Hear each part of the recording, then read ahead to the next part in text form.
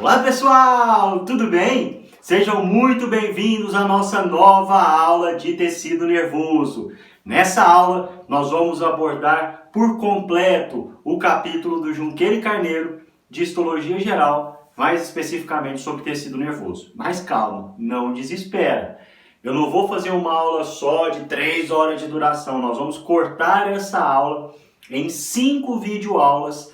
Bom, pessoal, então vamos para a nossa terceira videoaula do nosso conteúdo novo de tecido nervoso.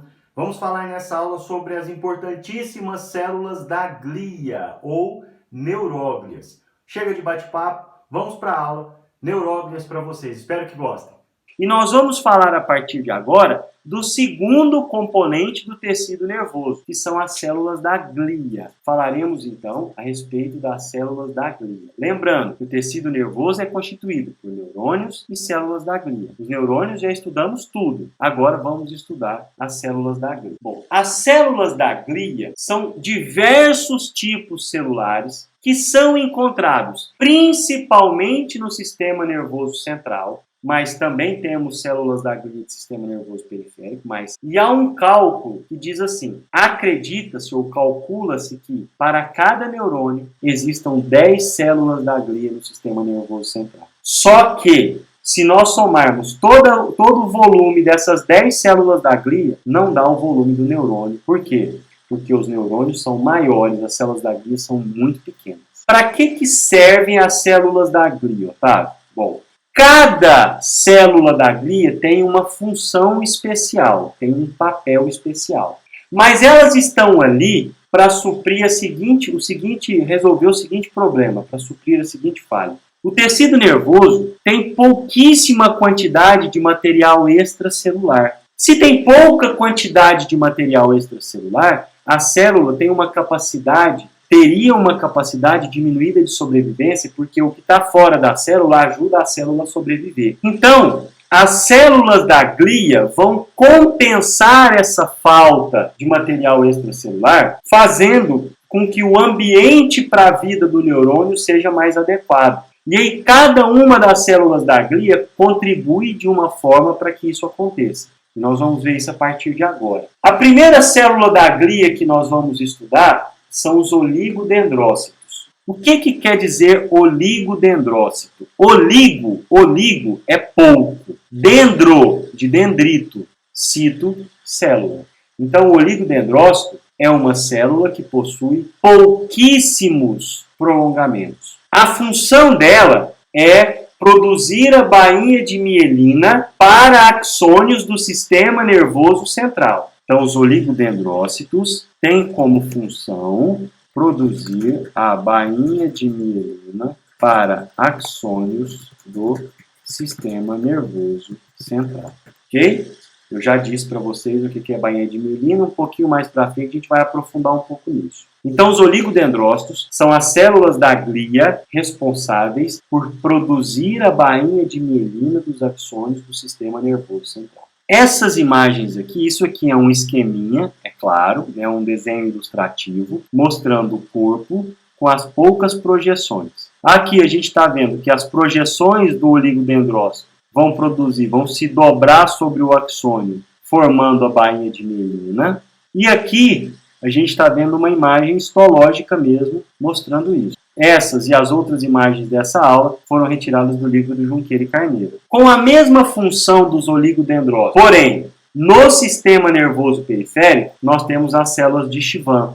Cada célula de Schwann forma mielina em torno de um único segmento do axônio. Então vamos lá para a nossa lousa. Então, a célula de Schwann produz bainha de mielina para cada segmento. Então, uma célula para cada segmento de axônio do sistema nervoso periférico. Então, isso é a célula de Schwann. Perceba que tanto célula de Schwann como oligodendrócitos têm as mesmas funções, só que uma para o sistema nervoso central e outra para o sistema nervoso periférico. Os oligodendrócitos no sistema nervoso central, as células de Schwann no sistema nervoso periférico. Então, aqui a gente está vendo isso, ó, uma célula de Schwann produzindo, ou se dobrando sobre o axônio, produzindo a bainha de mielina para esse segmento axonal. A outra célula da glia que nós temos chama-se astrócito. Por quê? Porque é uma célula que tem um formato de estrela, então é uma célula em forma de estrela. É uma célula muito cheia de projeções que saem do corpo celular e que fazem uma ponte entre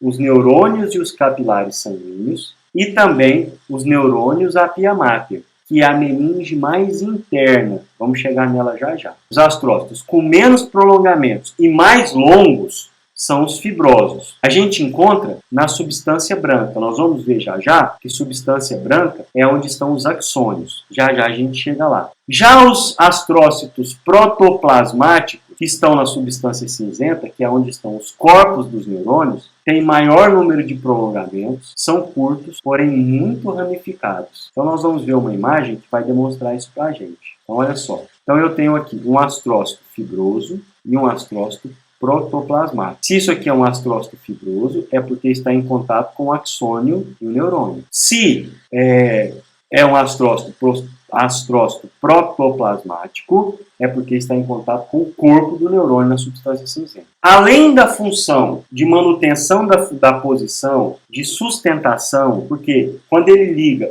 o tecido nervoso à pia máter, que é uma camada de tecido conjuntivo que recobre o córtex, que recobre o sistema nervoso central, melhor dizendo, eles também favorecem a nutrição do tecido, porque eles fazem uma ponte entre os vasos sanguíneos e essas células neuronais. Entre astrócitos, pode haver troca de comunicação de informação, fazendo com que uma determinada informação passe de um astrócito para outro, e para outro, e para outro, desde que seja útil essa continuidade. A penúltima célula da glia que nós vamos estudar são as células ependimárias, que na verdade são células epiteliais, são células de recobrimento de cavidades do nosso sistema nervoso. Onde eu tiver um canal, uma cavidade, eu tenho célula ependimária em torno, na face interna desse canal. Então olha só, são células epiteliais colunares, então são células epiteliais mais altas, que revestem as cavidades, olha, os ventrículos do cérebro e o canal central da medula. Em alguns locais, essas células possuem cílios, que vão ajudar com que o líquido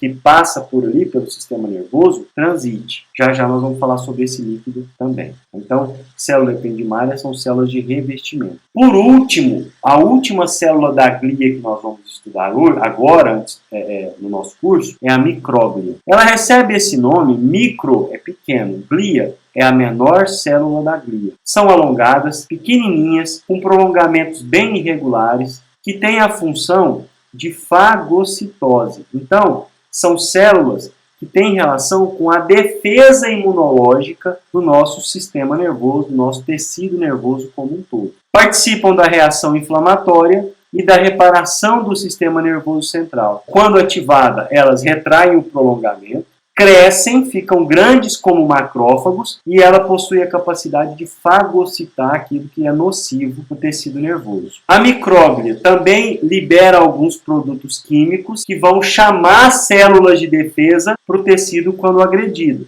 Então a micróglia é uma célula muito importante para o tecido nervoso, porque participa dos processos de defesa do nosso tecido nervoso. Então aqui a gente está vendo uma micróglia. Olha como ela é pequenininha, cheia de prolongamentos, tá? Aqui é um esqueminha e aqui é ela correta, assim, com a imagem histológica. Bom, espero que por enquanto esteja tudo bem, que vocês tenham entendido direitinho o que eu quis passar. Deixe o seu comentário aqui, participe dessa aula, coloque suas dúvidas aqui embaixo que eu vou responder todas com muito carinho, com muita alegria, ok? Não se esqueça, se ainda não for inscrito, se inscreva no canal, ative as notificações, curta essa aula e me ajude a divulgar esse trabalho. Se inscreva também no nosso Instagram, prof.otavioplase, tenho certeza que vai ser muito útil, beleza? Então vamos lá, até a próxima aula, pessoal. Tchau, tchau!